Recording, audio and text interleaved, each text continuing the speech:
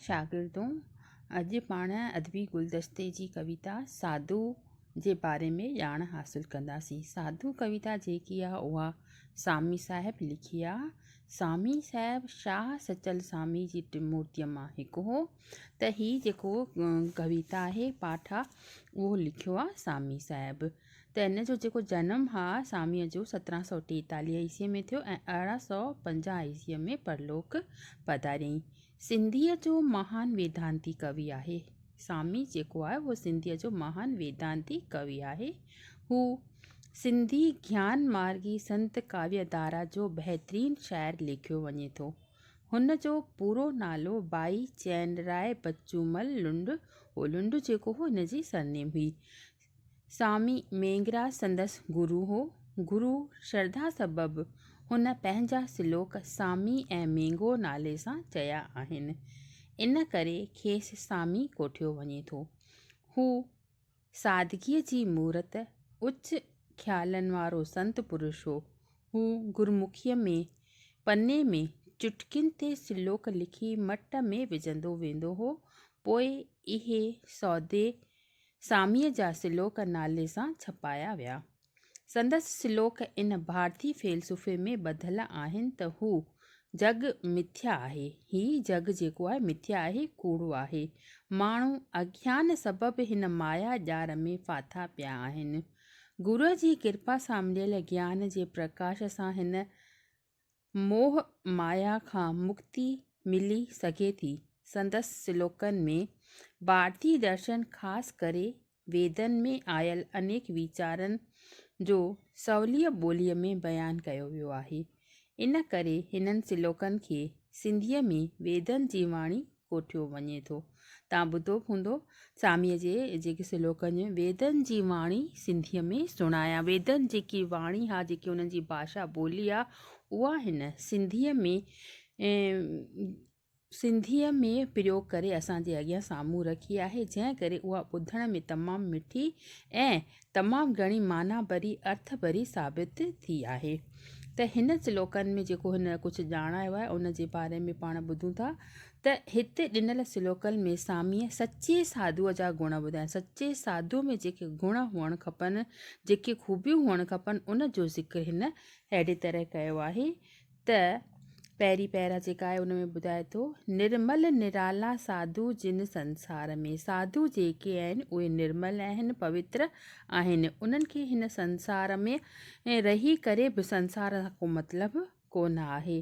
कान न कढनि कंहिंजी सदा सुखाला। उहे कंहिंजी बि गर्ज, कंहिंजी बि कान कढंदा आहिनि। उहे हमेशह सुखाला माना सुखी संतोषी जीव आहिनि।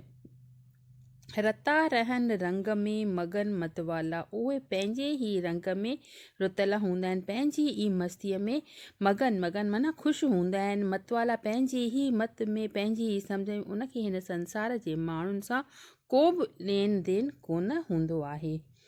ॿुढा ऐं बाला सामी थियनि की न की, उहे न को ॿुढा आहिनि न को बालक आहिनि, उहे हमेशह जवान आहिनि। हुननि जो मन जेको आहे उहो हमेशह जवान आहे। नेक्स्ट पैरा आहे त विरला जिन के ई साधु हिन संसार में के विरला माण्हू आहिनि। हिन संसार में कढिया जिन अंदर मूं सौंसा, जिन पंहिंजे अंदर मां सौंसा वहम जेके आहिनि उहे कढी छॾिया आहिनि। वहम भ्रम अटसटा जेके आहिनि उन्हनि जे मन में कॾहिं बि वीचार कान था कनि ऐं उन्हनि पंहिंजे अंदर मां उहे सभु कुझु कढी छॾियो आहे, जंहिं करे उहे जेके आहिनि उहे संतोषी प्रभ आहिनि।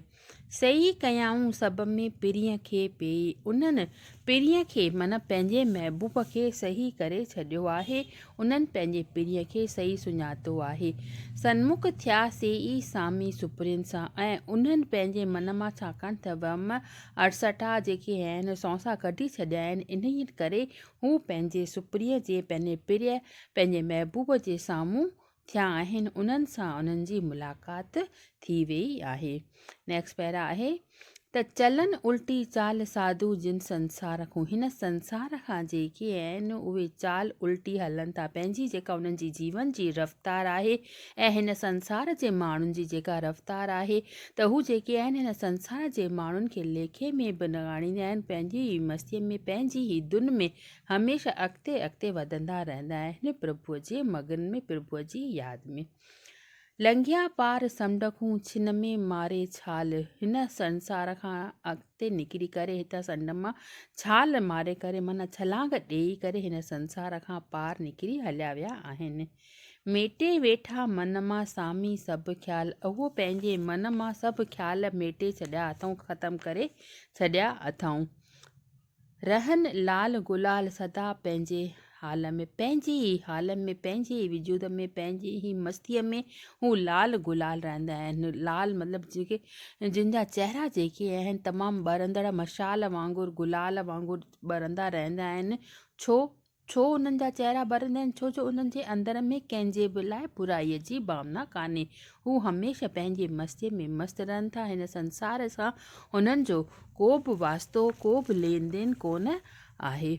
नेक्स्ट ॿुधाए थो त सदाई निर्मल साधू जिन संसार में। हू सदाई निर्मल आहिनि, पवित्र आहिनि हिन संसार में। लेप न लॻे तिन खे जीअं जल रहनि कवन। उन्हनि खे को बि लेप की नथो, का बि मैल जेका आहे हिन संसार में जेके बदकार माण्हू आहिनि, जेके ख़राबु माण्हू आहिनि, उन्हनि जो लेप उन्हनि खे कॾहिं बि की नथो लॻे। जीअं तव्हां ॿुधो हूंदो त कमल जो गुल जेको आहे उहो पाणीअ में खिलंदो आहे, कीचड़ में उन्हनि जी पैदाइश थींदा आहे, पर उन जो कीचड़ सां को बि मतिलबु की न हूंदो आहे। हू जल में रही बि जल खां ॿाहिरि खिली खिली रहंदो आहे। अहिड़ी तरह साधू हिन संसार में, हिन संसार जे माया जार खां परे रही, हिन संसार में रही बि हिन संसार जे मायाचार खां परे रही पंहिंजो पाण खे निर्मल ऐं उज्जवल करे रहंदा आहिनि। हुन जो हिन संसार जे माण्हुनि सां को बि मतिलबु की न हूंदो आहे।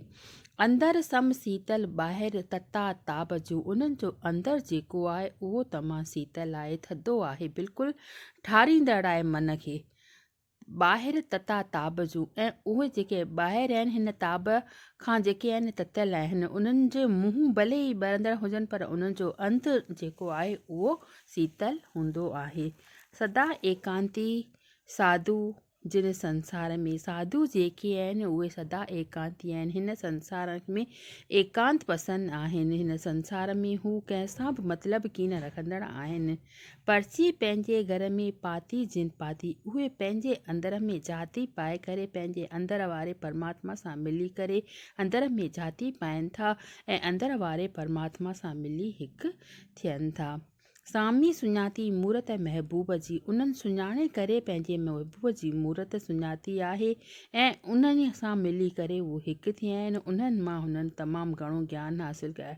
चवण जो मतिलबु इहो ई आहे त हिननि सभिनी पंजनि पहिरनि में सामीअ साधू जिन जे गुणनि जे बारे में ॿुधायो आहे त साधू जेके आहिनि कंवल जे गुल वांगुरु निर्लेप रहंदा आहिनि, पंहिंजे वजूद में पंहिंजी मस्तीअ में मस्तु रहंदा आहिनि। उहे निर्मल आहिनि।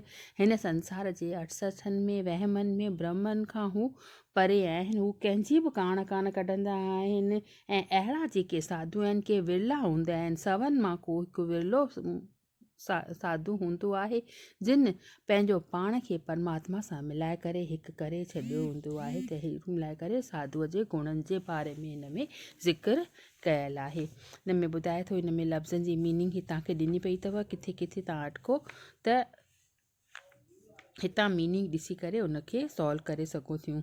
को बि हिन मां नंढो हवालो अची सघे थो, नंढो क्वेश्चन अची सघे थो ऐं साधूअ जे गुणनि जूं जेकियूं आहिनि महिमाऊं तव्हां यादि करे सघो थियूं। त हिन में जेको ॿुधाए थो त असांखे साधू सामी जे बारे में त हिन में साधू जेका हिन कविता लिखी आहे उन खां वधीक जेके आहे हिन में सामीअ जे बारे में तव्हांखे पुछी सघंदा क्वेश्चन त सामीअ ॿिया कहिड़ा श्लोक लिखिया आहिनि। त इन जे लाइ तव्हांखे सामीअ जो बि तव्हांखे थोरो वर्णन यादि करिणो पवंदो। उहो जेको आहे उहो तव्हां लाइब्रेरी में तव्हांखे किताब अवेलेबल आहिनि ऐं सामी जेको आहे उहो सेकेंड ईयर में जॾहिं तव्हां ईंदियूं त शाह सामी सचल ऐं नारायण श्याम हरी दिलकी रखियल आहिनि। उन्हनि जे नोट्स मां तव्हां यादि करे सघो थियूं या को किताब सामीअ जो जेको आहे चूंड श्लोक उन्हनि मां बि तव्हां उन जो जेके आहिनि सामीअ जी जीवनीअ जे बारे में सामीअ जे श्लोकनि जे बारे में वधीक ज्ञान हासिलु करे सघूं थियूं। त हिन में जेके क्वेश्चन आहिनि उहे आहिनि त सचा साधू सदाईं कहिड़ीअ ॻाल्हि में मगन रहंदा आहिनि। आम माण्हुनि खां साधुनि जी उल्टी चाल कहिड़ी आहे। साधू एकांत पसंदि छो आहिनि। ॿियो साधुअ जे गुणनि जो त इन मां क्वेश्चन ठहे थो त इन मां साधुअ जे गुणनि जो कहिड़ो बयानु कयो आहे उन्हीअ जो विस्तार सां ज़िक्र कयो। इहो क्वेश्चन तव्हांजो इम्पॉर्टेंट अथव ऐं इलाही दफ़ा तव्हांजो क्वेश्चन इन में एग्ज़ाम में बि ईंदो आहे। नेक्स्ट जेको आहे कविता उहा पाण सुभाणे कंदासीं। अॼु बसि एतिरो ई।